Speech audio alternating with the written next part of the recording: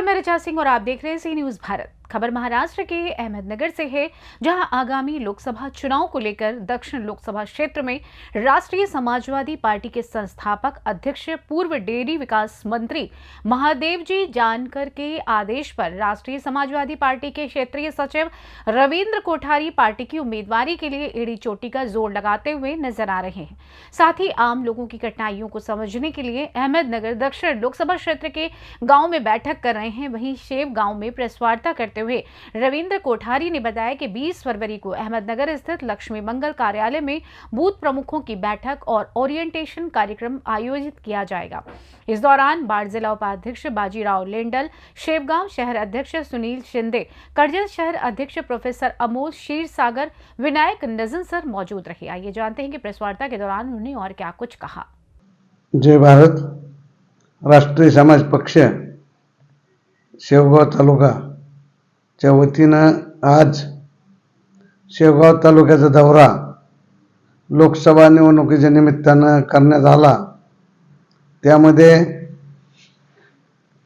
मुंगी, निमगाव, बोदेगाव, हातगाव, कांबी तसेच कोळगाव, वाघोली, ताजनापूर, आखेगाव आणि शेवगाव असे 10 तालुक्यात या शेवगाव तालुक्यातील 10 गावाची संपर्क करण्यात आला।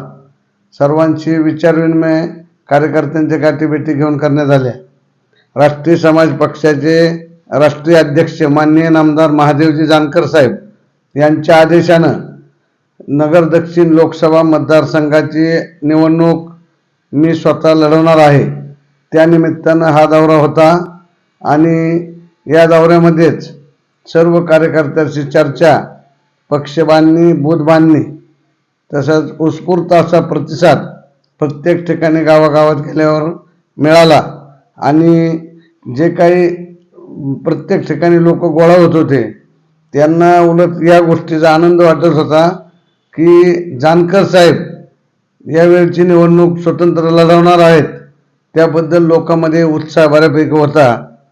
माझी आपणाद्वारे मला एवढंच सांगायचे की राष्ट्रीय समाज पक्ष यावेळेची लोकसभा निवडणूक ही स्वबळावर लढणार आहे आणि मी राष्ट्रीय समाज पक्षाच्या वतीनं या नगर दक्षिण लोकसभा मतदारसंघाचे उमेदवारी करणार आहे।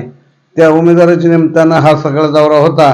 माझ्याबरोबर पक्षाचे जिल्ह्याचे उपाध्यक्ष बाजीराव लेंडा, या भागातील आपले ज्येष्ठ नेते नजन सर, त्याचबरोबर शहराचे अध्यक्ष सुनीलराव शिंदे तसेच अमोल क्षीरसागर हे पण दौऱ्यामध्ये सर्व फिरत होते आणि आम्ही सर्व हा दौरा केल्यानंतर मनाला अतिशय समाधान वाटलं की येणारी निवडणूक ही आपण पूर्ण ताकदीने लढवू शकतो असा एक विश्वास निर्माण झाला।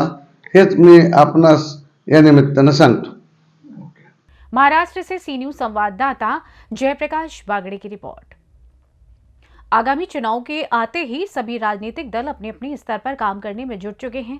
हर राजनीतिक पार्टी जनता को लुभाने में जुटी हुई है और पार्टी के नेता टिकट पाने के लिए पार्टी को देखना दिलचस्प होगा कि कौन किसको लुभाने में सफल रहता है। खैर, इस रिपोर्ट में बस इतना ही। देश दुनिया की तमाम खबरों की जानकारी के लिए आप देखते रहें सी न्यूज भारत। हर खबर आपके साथ, आपके हाथ।